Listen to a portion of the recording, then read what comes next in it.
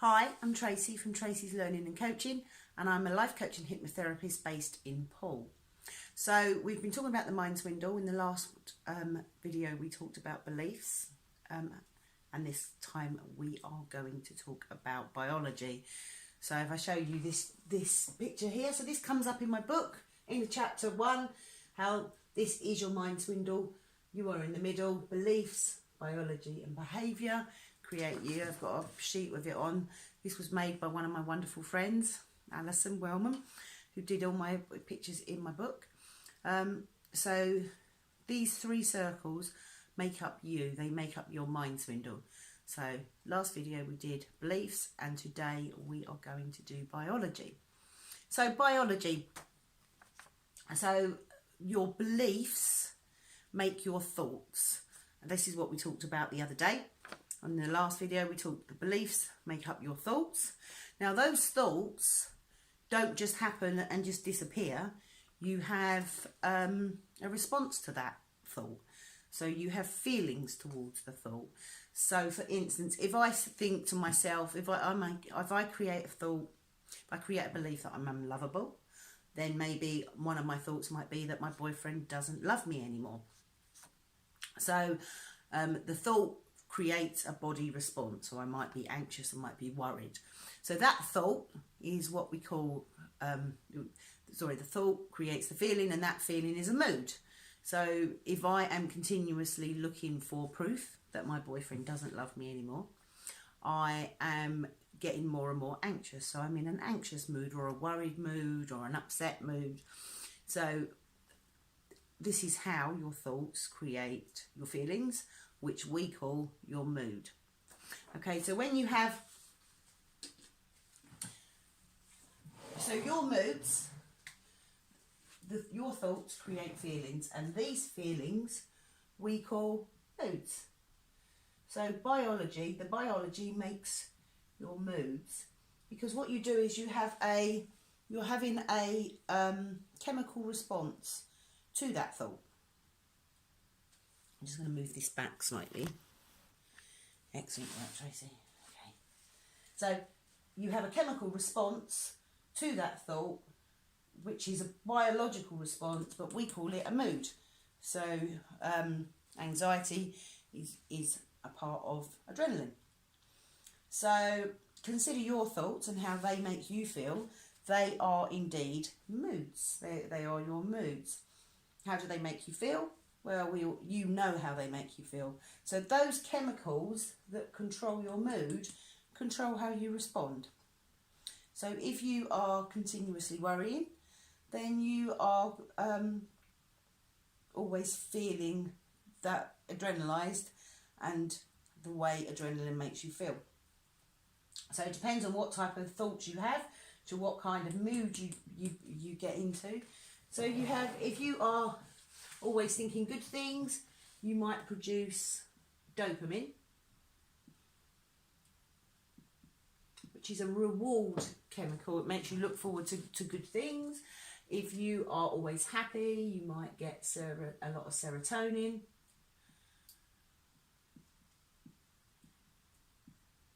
Good writing. And then adrenaline. Adrenaline is the one we're going to talk about most. Anybody that knows me knows how obsessed I am with this little chemical here. I believe that most of us are addicted to adrenaline in one way or another, which we are going to go into as we go down. So it depends on what thought you have, creates chemicals in your body. Those chemicals, once they are in your body, then you can only behave a certain way. So for instance, if I was adrenalized because I am worried about my boyfriend not loving me, that creates certain feelings within my body. I'm stressed, my heart's racing, my liver is making sugar, so I've got more energy. I can't turn my thoughts off more when I'm adrenalized. Can't sleep because of it. So certain chemicals within the body make you respond a certain way. I can't fall asleep. I can't be calm and relaxed and just laid back because I'm adrenalized. The same way as If I'm calm and relaxed and feeling, if I'm a horizontal type of person, then I'm not going to feel adrenalised and stressed over things. I'm going to be more laid back. So the chemicals within your body create your mood, but they also create a set of behaviours, because you can't behave any other way. So you might have thoughts. Thoughts create your mood, so that the brain doesn't know the difference between what is real and what is imagined. So let me just write that down.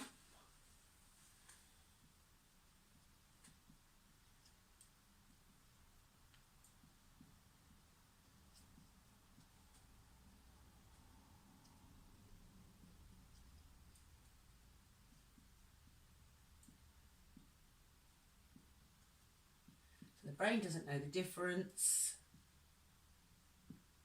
between your reality and what you imagine. So if you imagine your boyfriend running off with the woman next door,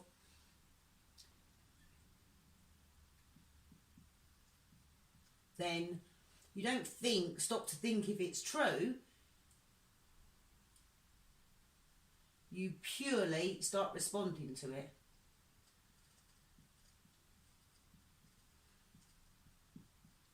So one thought doesn't create anything. Once you have one thought, you are then creating another thought and another thought to prove your thought right.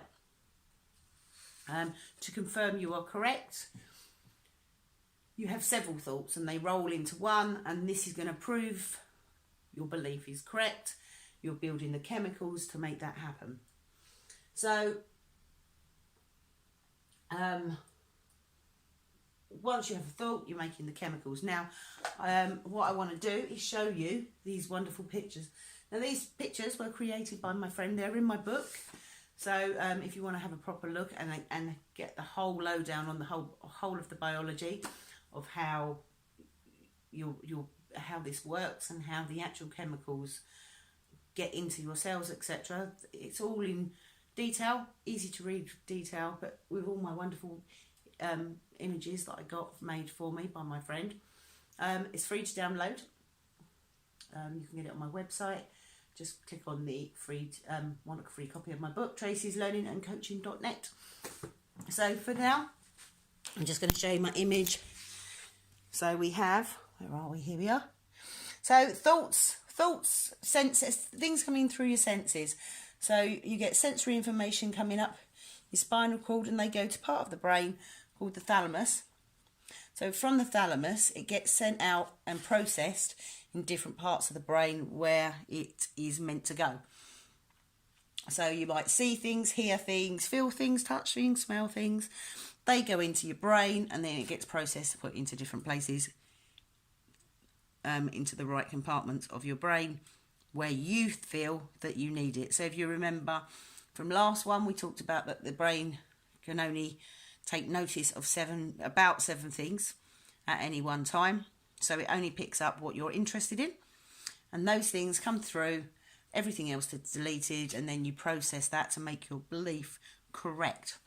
So when you have a worrying thought, this is how adrenaline is made. So you get your thought come in, or your sense of what coming through the senses, and it goes to this part of the brain here. This is called the thalamus. So this is where everything gets sent into, and then it goes out to all different parts of your brain. If you are having something to worry about, something that's going to cause a stress response, it gets dropped down into here. This is called the amygdala. Now we've got two of those, one on each side of the brain.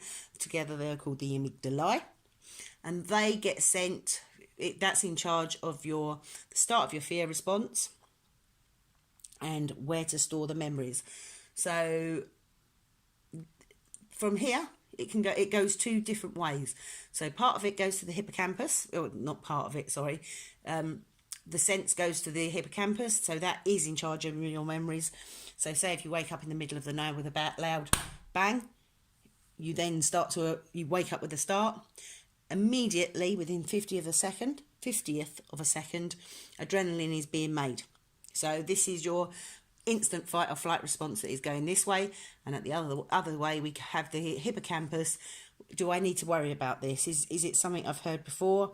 Is it just the cat? Oh yeah, it might be the cat because I hear those every day, or it's those foxes turning over the bins. So if you've had a memory, you don't have to worry about it. But if you're not, you're still building that adrenaline ready for some sort of response.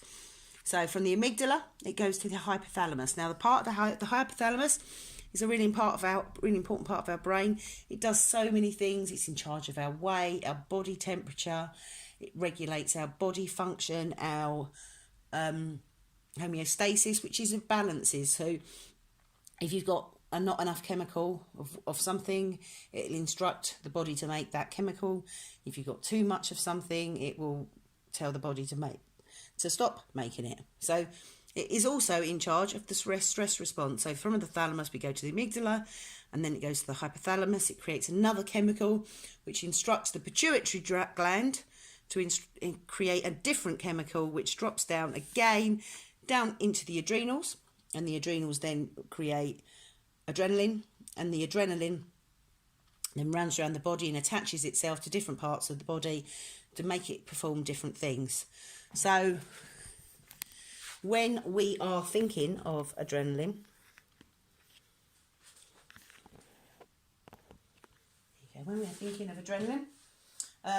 the first thing you feel is your stomach.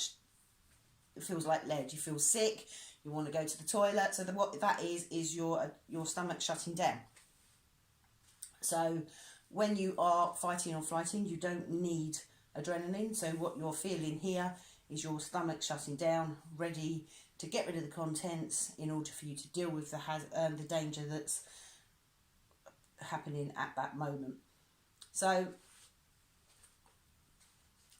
your heart starts racing, so it's opening arteries and closing other arteries, so your heart is pumping faster to get blood around your body, circulating quicker, so you can then deal with the situation because you're pumping more. So your liver is instructed to make more sugar, which gives you more energy, so you can fight or flight.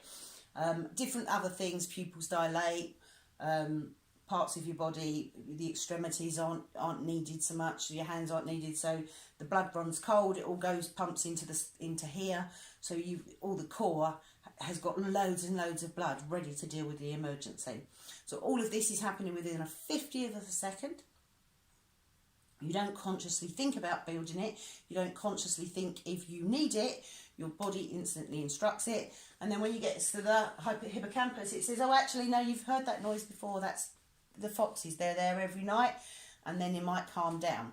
But if you're used to worrying all the time, if you're used to giving yourself worrisome thoughts or worrying about certain things, then those thoughts continue and the adrenaline keeps building. So this adrenaline is a habit, and it's also addictive. So you've heard the term adrenaline junkie. All drugs are addictive. Sorry, all the addictive drugs work in the same way.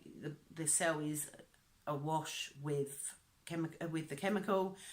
It desensitizes, and you can then, when it's rebuilt, when your cell is reproduced, it's reproduced with the need for more of the instruction or the information, the receptor, in order for you to use more of the adrenaline. So this again is all written in the book. I decided not to talk about the actual how the chemical is working because I feel like that's too much in this, but it is in here if you want to read it. It is really interesting as far as I'm concerned, but I just feel that it's not as important as this part of it. So please read the book and it will help you even more. So adrenaline.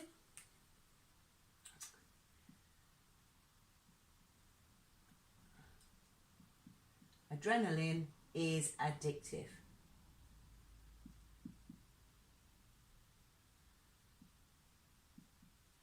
So when you get a base jumper or somebody who loves riding roller coasters or jumping out of aeroplanes, they get an enormous endorphin rush to make them feel good at the same time. people that are worried all the time, they don't get that adrenaline. They don't get the endorphin, they just get the hit of adrenaline. So, and they just feel sick, and their heart races, and they worry. And the adrenaline is like a habit. Because you are on high alert, you look for danger because you're on high alert. You then see more dangers, which creates you to worry more, which then makes you make more adrenaline.